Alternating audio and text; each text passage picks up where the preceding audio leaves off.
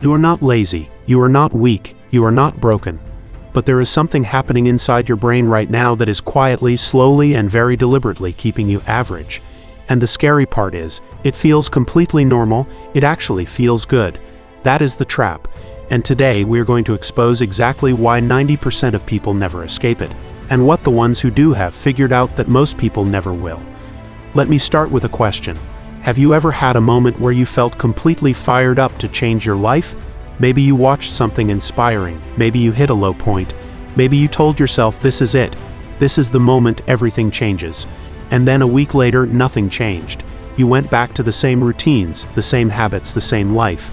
That was not a failure of motivation. That was your brain doing exactly what it was designed to do.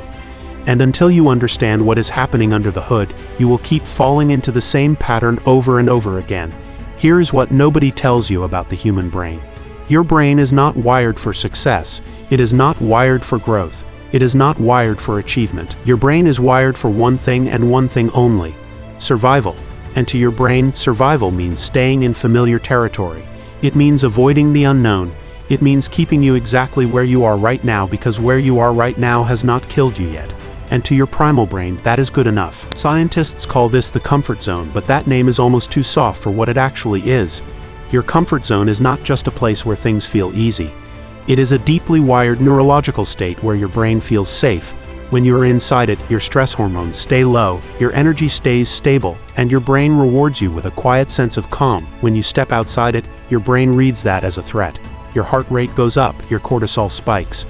That voice in your head starts whispering every reason why this is a bad idea. That is not weakness. That is biology doing its job. But here is the problem. That same system that kept your ancestors alive in the wild is now the exact thing keeping you broke, stuck, and settling for less than you deserve. Let us talk about what psychologists call the homeostasis loop. Homeostasis is your body and brain's obsession with staying in balance. When things get too hot, your body sweats to cool down. When things get too cold, you shiver to warm up.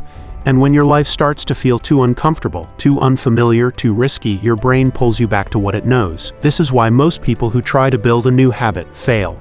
This is why most people who start a business give up before they ever see results.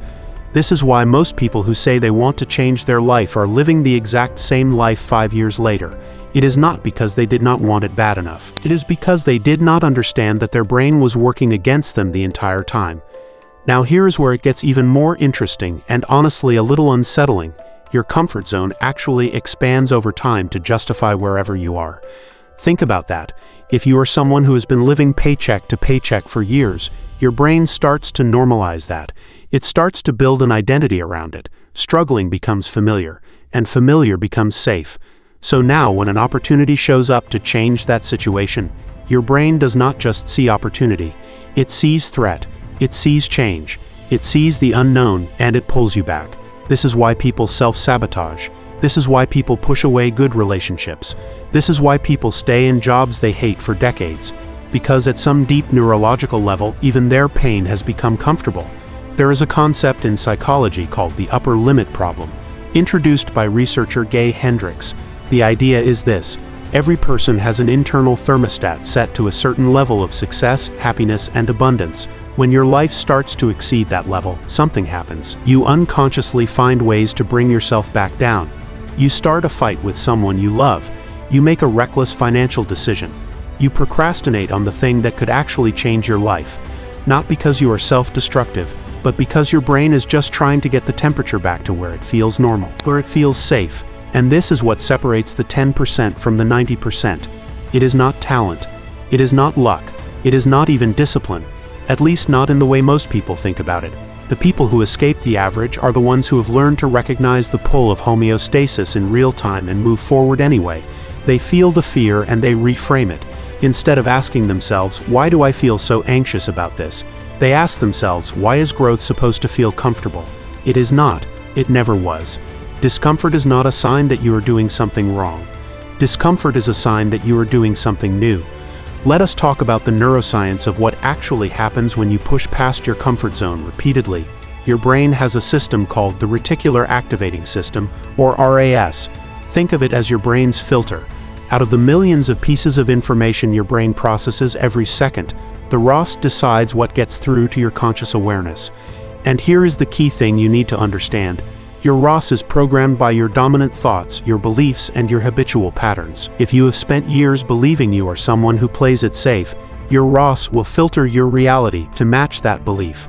It will show you every reason why taking the risk is a bad idea. It will hide from you every opportunity that does not match your self-concept. But when you start consistently pushing into discomfort, something begins to shift. Every time you do something that scares you and survive it, you send a new signal to your brain. You show it new evidence. You begin to reprogram what feels normal. And over time, that new standard of courage, that new standard of action becomes your new comfort zone. This is not motivation. This is neuroscience. This is how the brain physically rewires itself through a process called neuroplasticity. The people you admire most, the ones who seem fearless, the ones who take massive action without hesitation, they are not born that way. They have just done the uncomfortable thing enough times that it stopped feeling uncomfortable. They built a new normal.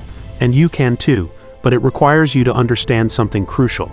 You cannot think your way out of your comfort zone. You have to act your way out of it. The motivation comes after the action, not before it. Most people sit around waiting to feel ready, waiting to feel motivated, waiting for the fear to go away before they move. But that moment never comes, because your brain will never give you the green light to do something it perceives as risky. You have to move first. The signal of safety comes after. Here is a practical truth that the most successful people in the world operate by. Do the thing for 2 minutes. Just start. The prefrontal cortex, the rational part of your brain, is able to override the fear response, but only briefly. Only for a moment. That moment is your window. That is your chance. Use it to take the first step. Because once you are in motion, the fear begins to fade and momentum takes over. This is why every morning routine, every journaling habit, every gym session matters even when it feels small. You are not just building a habit. You are sending a daily signal to your brain that you are someone who acts in spite of fear. You are rewriting your identity one small decision at a time. The 90% stay average, not because they are destined to. They stay average because they have never been given a map of what is actually happening inside their own mind. They chase motivation without understanding mechanics. They set goals without understanding the biology working against them. And every time they fail, they blame themselves instead of the system. You now know the system. You now understand why your brain fights change. You understand homeostasis. You understand the upper limit problem. You understand neuroplasticity. You understand that the discomfort you feel when you try to grow is not a warning. It is proof that you are moving in the right direction. So the only question left is this. Now that you know what is keeping you average, what are you going to do about it? Because information without action is just entertainment, and you did not come this far just to stay where you are. Your brain wants to keep you comfortable. Your future requires you to be brave. Every single day you have a choice. Stay in the familiar or step into the version of yourself that is waiting just past the edge of your comfort zone. Most people will choose comfort, but you are not most people, and you never were.